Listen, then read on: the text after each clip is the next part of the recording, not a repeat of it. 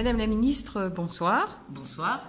Vous venez d'atterrir en direct de Cannes, du festival, avec ses strass, ses paillettes, et vous arrivez ici en plein milieu rural, à Marchin, à latitude 50 précisément. C'est un peu le grand écart. Pourquoi votre venue ici? Ah ben justement, parce que ce n'est pas un grand écart entre les réunions de travail que nous avons eues à Cannes, parce que à Cannes, je vous avoue que j'ai un peu évité les strass et les paillettes, pour plutôt me concentrer sur des réunions utiles au soutien de nos créateurs francophones dans le cinéma. De la même manière ici, ce soir, c'est une rencontre avec le cirque, et donc c'est une rencontre, j'ai eu la chance de rencontrer la responsable de la fédération représentative de tout ce qui est art circassien. C'est une rencontre avec le terrain, et donc pour moi, c'est un peu la même chose, même si le décor est fort différent. Quel est le rôle du cirque contemporain dans la culture pour vous?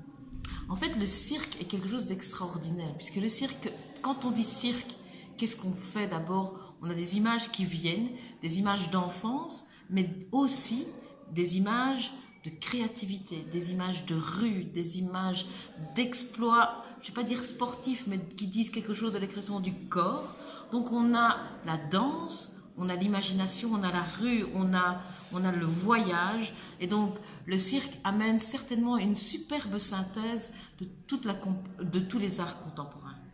Ce sont des projets que vous avez envie de soutenir, les projets circassiens? Ce sont des projets qui sont soutenus et auxquels je suis très attentive.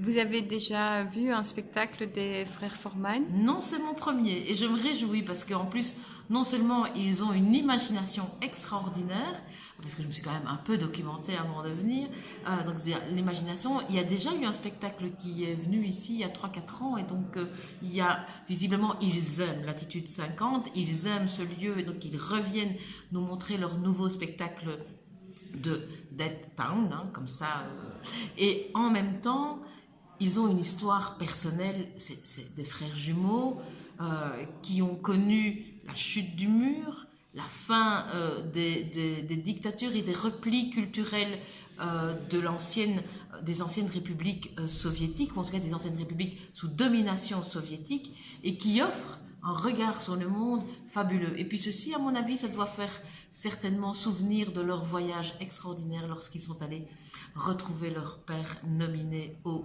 Oscars. Merci beaucoup. Je vous en prie.